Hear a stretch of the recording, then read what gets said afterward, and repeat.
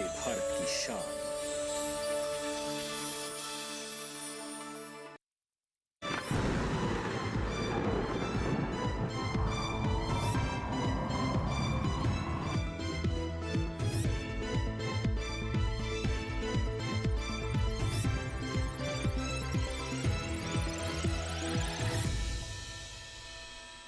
नमस्कार, मौसम खबर में आपका स्वागत है। आपके साथ मैं हूं अंटू सिंह। मौसम खबर में जानेंगे अगले 24 से 48 घंटों में कैसा रहेगा मौसम का हाल, कहां होगी बारिश, कहां चलेंगी तेज हवाएं, कैसी रहेगी तापमान की स्थिति। इसके अलावा हम आपको वायु गुणवत्ता के बारे में भी जानकारी देंगे। लेकिन शुरुआत करते हैं मौसम से जुड़ी 5 बड़ी खबरों के साथ। वो कौन से राज्य हैं जिनसे जुड़ी 5 बड़ी खबरें हैं, उसके बारे में आपको बता दें। सबसे पहले हिमाचल प्रदेश के बारे में आपको बताया तो कल यहाँ पर कहीं कहीं ओले पड़ सकते हैं और गरज चमक के साथ तेज हवाएं भी चल सकती हैं। उत्तराखंड की बात करें तो 2 दिन कहीं कहीं गरज चमक के साथ तेज हवाएं चल सकती है और ओले भी पड़ने की संभावना है। अगली खबर पंजाब से जुड़ी हुई, जहां पर गरज चमक के साथ तेज हवाएं चलने के साथ साथ यहाँ भी ओले पड़ने का अनुमान है। मध्य प्रदेश के बारे में आपको बता दें तो मंगलवार को गरज के साथ तेज हवाएं चलने की यहां भी स्थिति बनती नजर आ रही है। आगे आपको राजस्थान के बारे में जानकारी दे देते हैं। राजस्थान में कल कहीं कहीं 40 किलोमीटर प्रति घंटे की रफ्तार से हवाएं चल सकती हैं। तो ये थी मौसम से जुड़ी 5 बड़ी खबरें। आइए बात करते हैं मौसम अलर्ट की, जिसमें हम आपको बताते हैं कि कौन कौन से वो क्षेत्र हैं, राज्य जहां को लेकर मौसम अलर्ट जारी किया गया है, किस तरह का अलर्ट है वो भी हम आपको बताते हैं। फिलहाल आप पूरा मैप देख सकते हैं, जिसमें ज्यादातर क्षेत्र आपको हरे रंग में दिखाई दे रहे हैं, यानी इन क्षेत्रों को लेकर किसी तरह की चेतावनी नहीं है। लेकिन जो आप नारंगी रंग में देख रहे हैं वहां सावधान रहने की जरूरत है। खासतौर पर अगर हम हिमाचल प्रदेश, पंजाब, हरियाणा और साथ ही साथ दिल्ली की बात करें, उत्तराखंड पर नजर डालें तो यहाँ पर गरज चमक के साथ तेज हवाएं चल सकती हैं। लेकिन हिमाचल प्रदेश, पंजाब, हरियाणा की बात करें तो यहाँ पर ओले भी पड़ने की संभावना है। इसी तरीके से उत्तराखंड में भी ओले पड़ सकते हैं। आगे आपको अगर हम पूर्वोत्तर के राज्यों के बारे में बताएं तो आप देख सकते हैं अरुणाचल प्रदेश, असम, मेघालय, नागालैंड, मणिपुर, मिजोरम, त्रिपुरा, उप हिमालय, पश्चिम बंगाल और सिक्किम में यहाँ पर नजर बनाए रखने की जरूरत है, क्योंकि गरज चमक के साथ यहाँ भी तेज हवाएं चल सकती हैं। इसी तरीके से पूर्वी उत्तर प्रदेश, बिहार, झारखंड, ओडिशा, यहाँ पर भी यहाँ को लेकर फिलहाल कोई चेतावनी नहीं है। लेकिन मध्य भारत में खासतौर पर पश्चिम मध्य प्रदेश, पूर्वी मध्य प्रदेश, छत्तीसगढ़, तेलंगाना और अगर हम राजस्थान की बात करें तो यहाँ पर गरज चमक के साथ तेज हवाएं चलने की संभावना है। खासतौर पर राजस्थान में काफी तेज हवाएं चल सकती हैं, 40 किलोमीटर प्रति घंटे की रफ्तार से तेज हवाएं चलने की संभावना है। इसी तरीके से तमिलनाडु में भी गरज चमक के साथ तेज हवाएं चल सकती हैं।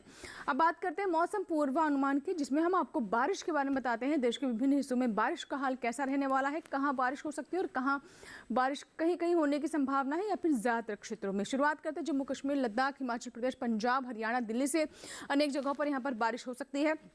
वहीं अगर हम उत्तराखंड की बात करें तो कई जगहों पर उत्तराखंड में बारिश होने की संभावना है। पश्चिमी उत्तर प्रदेश, पूर्वी उत्तर प्रदेश में कहीं कहीं बारिश हो सकती है। लेकिन जम्मू कश्मीर, लद्दाख, हिमाचल प्रदेश, पंजाब, हरियाणा और दिल्ली में आपको बता दें कि अनेक जगहों पर बरसात होने की संभावना है। रुक करते हैं पूर्वोत्तर की ओर। अरुणाचल प्रदेश, असम, मेघालय, उप हिमालय, पश्चिम बंगाल और सिक्किम में अनेक जगहों पर बरसात हो सकती है। अगर नागालैंड, मणिपुर, मिजोरम और त्रिपुरा की बात करें तो यहाँ पर कई जगह पर बारिश होने की संभावना है। बिहार, झारखंड में बारिश की कोई संभावना नहीं। गांगे, पश्चिम बंगाल और ओडिशा में भी कहीं कहीं बारिश हो सकती है।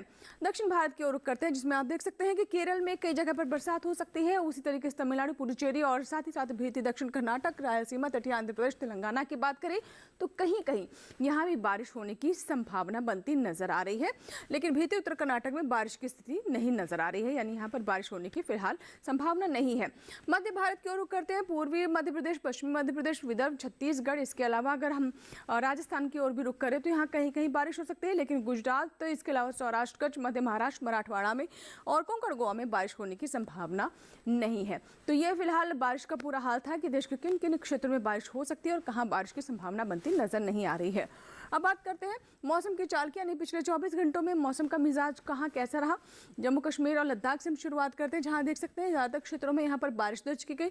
हिमाचल प्रदेश में गरज चमक के साथ तेज हवाएं चली और ओलावृष्टि भी यहाँ पर दर्ज की गई। इसी तरह के हालात पंजाब में भी रहे, गरज चमक के साथ काफी तेज हवाएं रही और ओलावृष्टि यानी ओले यहाँ भी पड़े। आगे नजर डालें हरियाणा पर तो यहाँ भी आप देख सकते हैं कि पंजाब और साथ ही साथ हिमाचल प्रदेश की तरह यहाँ भी गरज चमक के साथ तेज हवाएं चली और ओले पड़े हैं। नजर डालते हैं अरुणाचल प्रदेश, असम, मेघालय, नागालैंड, मणिपुर, मिजोरम, त्रिपुरा, उप हिमालय, पश्चिम बंगाल और सिक्किम पर। तो आप देख सकते हैं कि ज़्यादातर जो पूर्वोत्तर राज्य हैं वहाँ पर एक ही जैसे हालात रहे, गरज चमक के साथ काफ़ी तेज़ हवाएं यहाँ भी दर्ज की गई है। लेकिन अगर हम दक्षिण भारत की ओर रुख करते हैं, तमिलनाडु, केरल और तटीय आंध्र प्रदेश, रायलसीमा, तो यहाँ भी गरज चमक के साथ तेज़ हवाएं चली हैं। कुछ क्षेत्र में बारिश भी हुई है और तेलंगाना में फिलहाल बारिश ही पिछले 24 घंटों में दर्ज की गई। यहाँ पर गरज चमक के साथ तेज़ हवाओं के हालात नहीं रहे हैं। लेकिन अन्य जो राज्य देख रहे हैं, केरल, तमिलनाडु, साथ ही साथ रायलसीमा में और आंध्र प्रदेश में भी गरज चमक के साथ तेज हवाएं चली हैं। मध्य भारत की ओर रुख करते हैं, जिसमें पूर्वी मध्य प्रदेश और साथ ही साथ छत्तीसगढ़ की बात करें तो यहाँ भी कुछ क्षेत्रों में पिछले 24 घंटों में बारिश दर्ज की गई है। यानी यह है मौसम की चाल, जिसमें पिछले 24 घंटों में कैसा रहा मौसम का मिजाज, कहाँ तेज हवाएं चली, कहाँ ओलावृष्टि हुई, कहाँ गरज चमक के साथ बौछारें पड़ी, इसके बारे में अभी हमने आपको जानकारी दी। इसी के साथ ही मौसम खबर में यहाँ वक्त एक छोटे से ब्रेक का, कहीं मत जाएगा, बने रहे मौसम खबर के साथ। छोटा सा ब्रेक।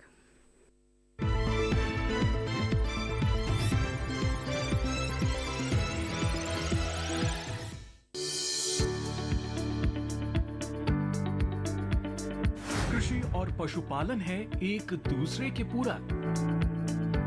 घर आंगन से लेकर व्यावसायिक फार्म तक, मुर्गी पालन से लेकर रेगिस्तान के जहाज तक। बीमारियों से अब पशुपालक ना हो परेशान। विशेषज्ञ करेंगे आपकी समस्या का समाधान। जुड़िए हमसे, पूछिए अपने सवाल। ईमेल के जरिए भी आप हमारे साथ जुड़ सकते हैं। हमारी ईमेल आईडी है ddkisanapc@gmail.com। हमारे टोल फ्री नंबर हैं 1800-113060 और 1800-113061। देखिए अपना पशु चिकित्सक हर रविवार शाम 6:30 बजे दूरदर्शन किसान चैनल पर।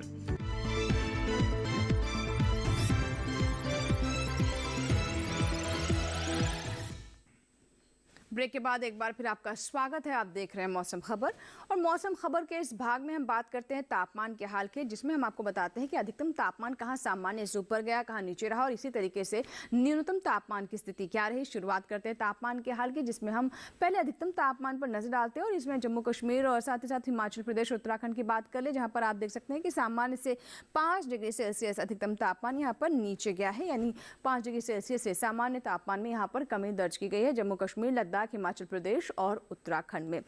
आगे आपको बताते हैं कि खासतौर पर अगर हम नजर डालें पूर्वी उत्तर प्रदेश, पश्चिमी उत्तर प्रदेश, दिल्ली, हरियाणा, पंजाब और राजस्थान में, तो इस पूरे क्षेत्र में आप देख सकते हैं कि तापमान में गिरावट हुई है और ये 5 डिग्री सेल्सियस से गिरावट दर्ज की गई, यानी सामान्य से 5 डिग्री सेल्सियस कम रहा है तापमान।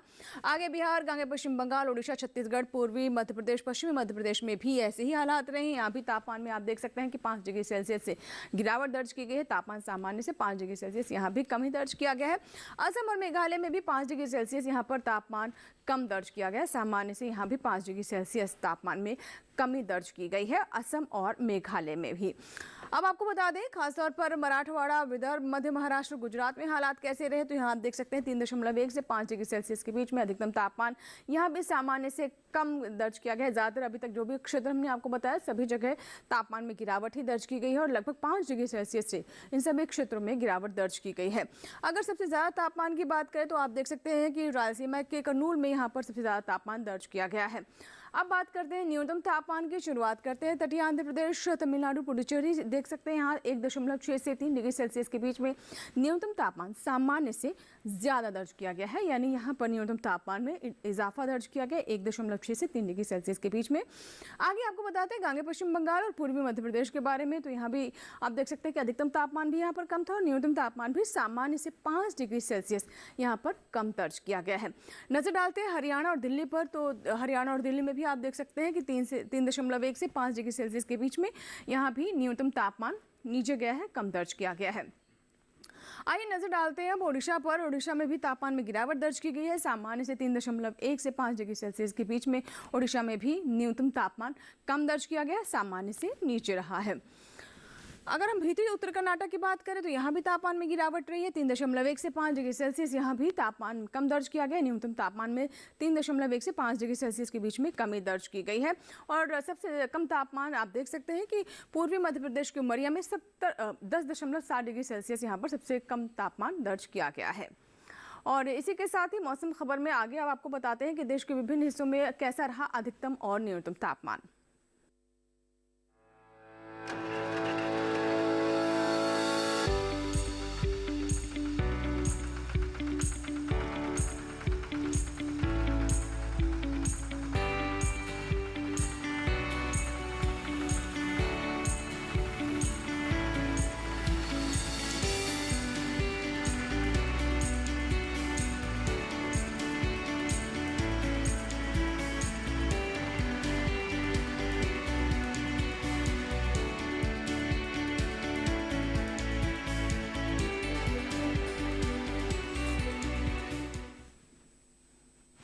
इसी के साथ ही मौसम खबर में वक्त है एक छोटी सी ब्रेक का। कहीं मत जाइएगा, देखते रहे मौसम खबर।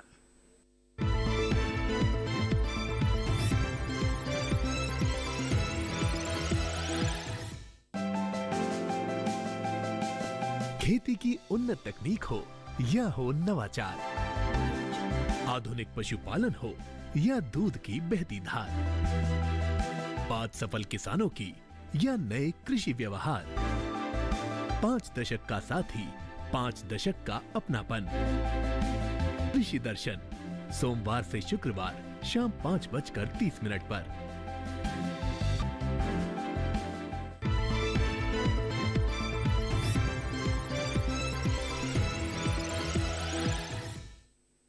ब्रेक के बाद मौसम खबर में एक बार फिर आपका स्वागत है। मौसम खबर के इस भाग में आइए बात करते हैं एयर क्वालिटी यानी वायु गुणवत्ता की। देश के प्रमुख शहर जो हैं वहां की वायु गुणवत्ता कैसी रही। शुरुआत राजधानी दिल्ली से, जहां पर काफी समय बाद आप देख रहे हैं कि वायु गुणवत्ता 100 से नीचे आई है, 98 है और ये अच्छी की श्रेणी में है। दिल्ली में फिलहाल वायु गुणवत्ता काफी बेहतर है। पुणे में आप देख सकते हैं 160 है, जो कि काफी समय से इसी के आसपास बनी हुई है, संतोषजनक स्थिति में है। पटना की बात करें तो यहाँ पर वायु गुणवत्ता 110 है और ये भी संतोषजनक स्थिति में है। पटना में भी वायु गुणवत्ता में काफ़ी सुधार हुआ है। बेंगलुरु में 67 है और ये भी अच्छी की श्रेणी में है, 100 से कम है, 50 से ऊपर, इसलिए ये फिलहाल अच्छी की श्रेणी में है।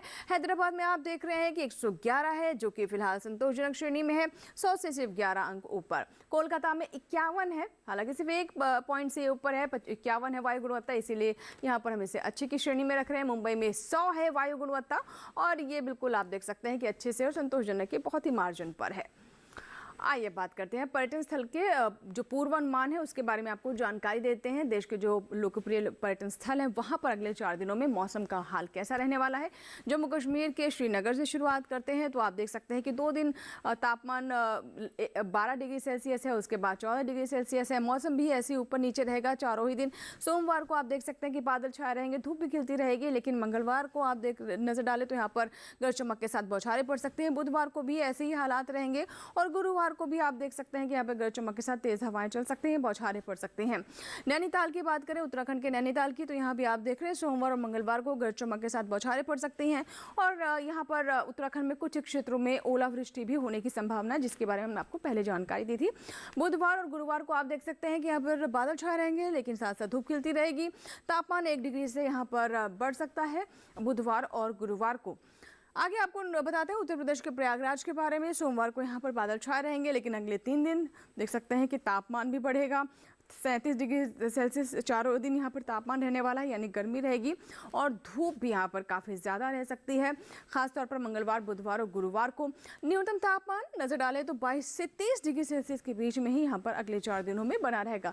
तापमान में कोई उतार चढ़ाव नहीं है, लेकिन हाँ मौसम में थोड़ा आगे पीछे होने की संभावना है। पंजाब के अमृतसर की बात करें तो सोमवार और मंगलवार को अच्छी बारिश हो सकती है। बुधवार और गुरुवार को यहाँ पर धूप खिली रहेगी।